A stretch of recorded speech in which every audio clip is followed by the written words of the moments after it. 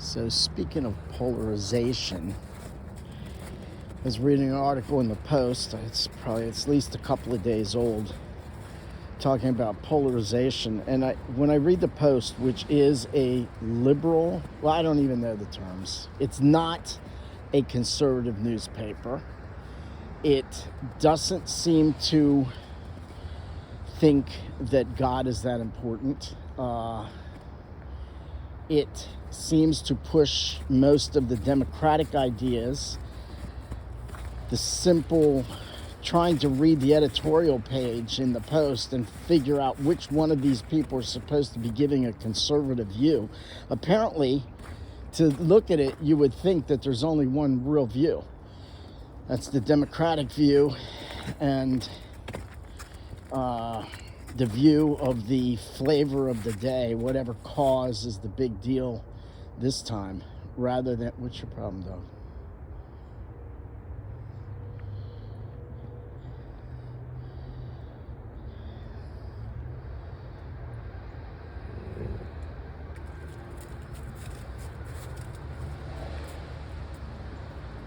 Interesting.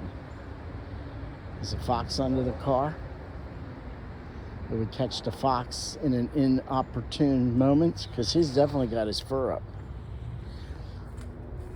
Well, I'll let you watch what unveils. But anyway, so this article talking about polarization, and the first thing I'm reading, and I'm going, okay, it seems like they're talking about the other side, which would be my side, because they are slanted towards democratic political views. And so often in the Post, you'll read an article and it'll be talking about now I lost my train of thought. Basically, you'll just recognize that they're pushing the agenda of the Democratic Party, which is really, that's part of when I say that the election was rigged on the, well, I don't, but when I think about the election that elected Biden, what's under there? The way I feel that things were unfair was because not all, obviously, but a vast majority of the media couldn't stand Trump. A vast majority of Hollywood and the sports people, a lot of them, didn't like Trump, so they would speak out against them. And so people, generally, the voters, don't seem to be as educated to look at two things. Let's say abortion, let's say taxes, let's say whatever definition of what an actual man and woman are. They don't look at two sides of an argument and go, okay, I've looked at both sides and I've come to the conclusion from my years of living or my schooling that this is what makes logical sense. They tend to just go with their tribe. And that's what okay, this is a ramble. But back to the Post. It seems like that happens a lot. The Post will be talking about something and I'll go, wait, you're making these claims and you're obviously bad-mouthing the conservative side, but that's exactly what you all do. And that's what I just sort of probably did right there. But anyway, this is a ramble. So back to polarization. This article, I haven't finished reading it, but it made me think about some things. I'm thinking, what can we agree on? Kittens and puppies are cute. And when I say, what do we agree on, or what does a group of people, you get that whole thing too. If 51% or the majority, you're never going to get 100% of people. When you say they, and you're talking about a specific group, they think this or they do that, well, 99% of them don't. You can't even get 10 people in a room to agree on simple things like what a man and a woman is. How are you going to get them to agree on so many different political ideas? So anyway, this polarization, what's it going to take for us to, if half of the nation, and it seems like there's roughly half, are forgetting about God and denying that God even exists, it's going to be hard to come to a consensus for the nation. It's going to be hard to get 60 or 70 or 80% of the country to agree on something if half of them believe in God and half of them don't. Or half of them believe that you're never going to rid the world of the poor. You can't. Trying to make a utopia here on earth is trying to be God. And that seems to be what the socialists, the Marxists, whatever, when they try to tell you everybody should be equal or everybody is equal. But when they try to say everybody should have the same amount, well, some people are talented and some people aren't. I'm never going to be a sports star. I'm never going to be a nuclear physicist or a lawyer. Everyone has their own gifts. And anyway, trying to get a consensus. What is it that's going to take us? So I think most people agree that babies are cute. And when I say most, I think most people agree that babies are good, babies are cute, babies are innocent, babies deserve protection. But I guess not if it inconveniences you. Most people will agree that families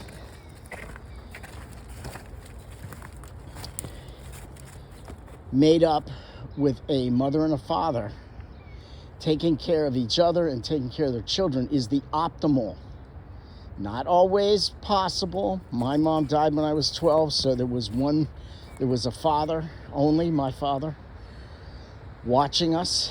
We had to be shuttled off to aunts and uncles' houses.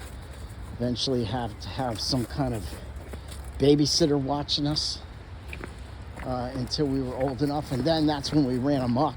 So that really didn't work well, did it? But I think most people agree it takes children are difficult to raise, and it takes every bit of your strength to do it, and it takes two people to do that. It's a two-person team. No, two-man team. Oops, that's a faux pas. It's a two-person team, a man and a woman, a husband and a wife, a mother and a father. I think most people agree that's the optimum. And then I think most people agree that the country is strong if you have those families are taking care of themselves, and those individual families are in a community taking care of each other for the safety and the sake of the families. Easy. This is ice. Most people, I think, would agree that strong families are going to make a strong society. I think that when we remember that God is God and we're not Him, that things will work a lot better. And when we remember that we can't make utopia here on earth, what these socialists or people trying to say that the government is supposed to take care and make sure that everybody is fed and everybody is this, you're talking about heaven. That's heaven. The government isn't going to make heaven for you. Heaven is what happens, heaven is when we're with God. And that doesn't happen on this side of death. That happens on the other side of death. On this side of death, we do the best we can. And I think that we need more people to recognize that we'll do the best we can when we recognize that there is a God and that He wants what's best for us, and that if we follow His plan for us and our families, that we'll have the best possible outcome. Doesn't mean it won't be suffering, but we'll have the best chance. And I don't think that governments are going to do that. And I think when you look to man to solve your problems, or kings, as the Bible would say, that's when you find your problems. And I think that the vast majority of our problem is that we're moving away from recognizing there's a God and into thinking that we can solve all our problems. And how's that working out for you right now? How's the world? Does it look peaceful? We've been solving, quote, all our problems. Let's just say the modern world for the last 200 years, let's just say back to 1800. Let's go from there. How's that working out for us? And we've been moving away slowly from God.